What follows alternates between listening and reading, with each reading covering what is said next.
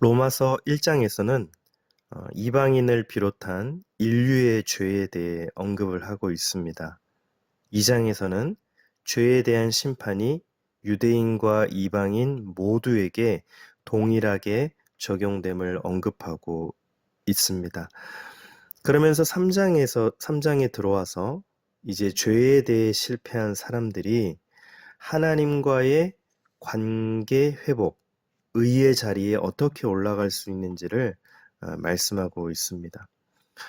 그러니까 온 세상이 죄 가운데 놓여 있었는데, 죄인이었는데, 이제 예수 그리스도의 복음을 통해서 완전히 새로운 전환점을 맞이했다고 선포하고 있는 것입니다. 21절이 이렇게 시작하죠. 이제는 이 말은 어둠 가운데 있던 인류에게, 죄에 대해 실패한 사람들에게 하나님의 구원이 밝아오고 있음을 알리는 것입니다. 율법으로는 도저히 의롭게 될 수 없었던 인간에게 하나님이 은혜의 길을 열어주신 것입니다. 그렇다면 하나님의 의는 어떻게 임할까요? 하나님의 의는 예수 그리스도를 믿는 믿음을 통해 주어지며 누구든지 믿기만 하면 그 의를 받을 수 있습니다. 22절 말씀이죠.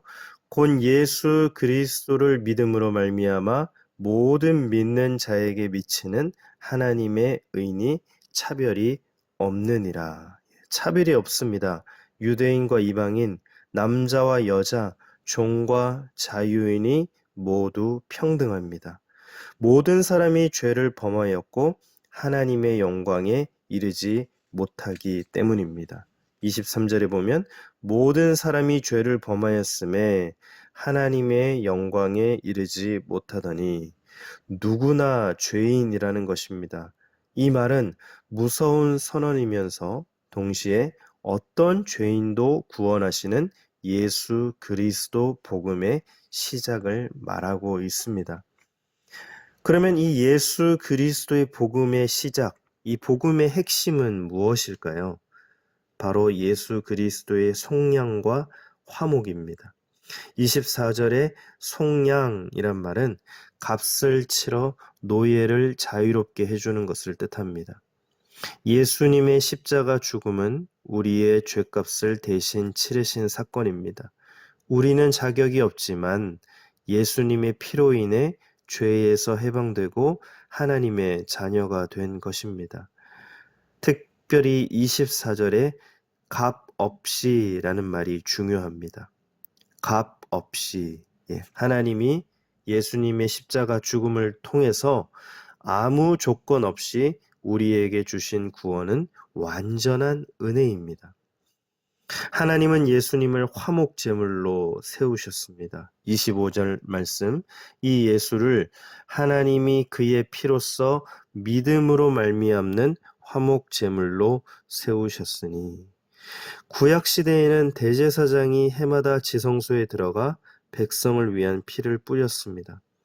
그러나 예수님은 단번에 자기의 피로 하나님과 우리 사이를 잇는 참된 중보자가 되셨습니다.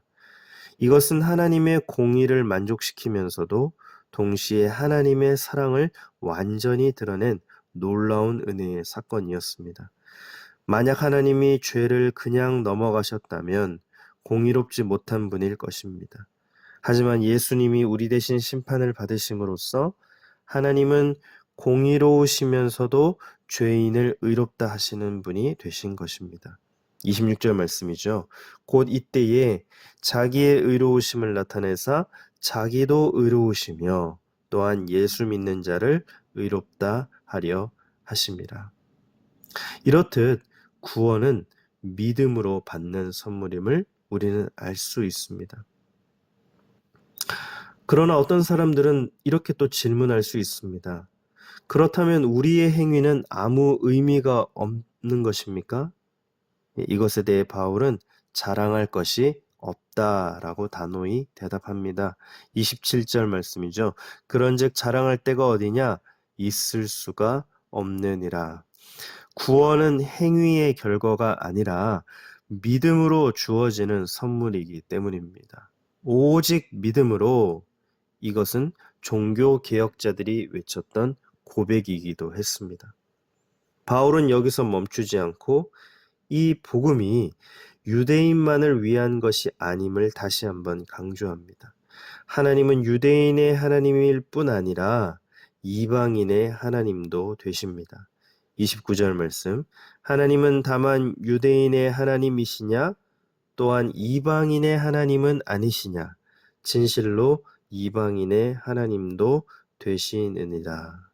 복음은 민족, 언어, 문화, 나이, 배경을 뛰어넘어 모든 사람을 위한 하나님의 구원의 능력입니다.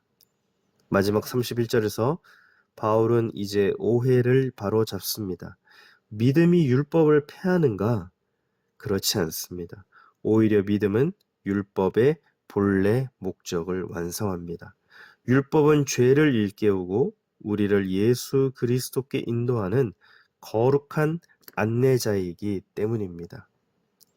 1세기 유대인들은 율법과 할례라는 종교적 특권에 기대어 구원을 확신했습니다. 하지만 그 안에는 자랑과 정죄가 있었기에 정작 하나님의 은혜는 놓치고 있었습니다. 또 이방인들은 자기 기준을 따라 살며 스스로 의롭다 여겼습니다. 오늘 이 시대를 살아가는 우리의 모습도 이와 다르지 않을 수 있습니다. 우리가 신앙생활을 함에 있어서 봉사와 종교적 열심을 내세우며 스스로를 의롭다 여길 때가 있고, 반대로 하나님 없이 착하게만 살면 된다고 여기는 이들도 있습니다. 그러나 모든 사람이 죄를 범했기에 오직 예수 그리스도를 믿는 믿음을 통해서만 의롭게 됩니다. 그래서 복음은 예수님의 은혜만을 붙잡게 합니다. 십자가 앞에서 우리는 누구나 같은 죄인이며 같은 은혜를 입은 자들입니다. 사랑하는 성도 여러분, 오늘 하루도 나의 자격이 아닌 예수님의 은혜로 살아가며 그 놀라운 은혜를 주변에 흘려보내는 하루가 되시기를 예수님의 이름으로 축복합니다. 기도하겠습니다. 죄 가운데 놓여있던 모든 인류에게 하나님 의의 길을, 생명의 길을 열어주셔서 감사합니다. 죄로 인해 하나님과 단절된 모든 죄인들을 찾아오셔서 예수 그리스도를 믿는 믿음을 통해 의의 구원의 복을 주시고 누구든지 믿기만 하면 그 의를 받을 수 있는 놀라운 은혜 주심을 감사합니다. 예수님의 보혈의 속량과 화목으로 또 값없이 죄에서 해방되게 하시고 하나님의 자녀로 삼아주시니 감사합니다. 믿음으로 받은 구원이라는 귀한 선물을 꼭 붙잡고 끝까지 신앙과 믿음을 지키는 주의 사람들이 되게 하셔서 나의 자격이나 공로가 아닌 놀라운 은혜를 찬양하며 감사하고 주변에 흘려보내는 오늘 하루가 되게 하여 주옵소서. 이 모든 말씀 예수님의 이름으로 기도드립니다. 아멘.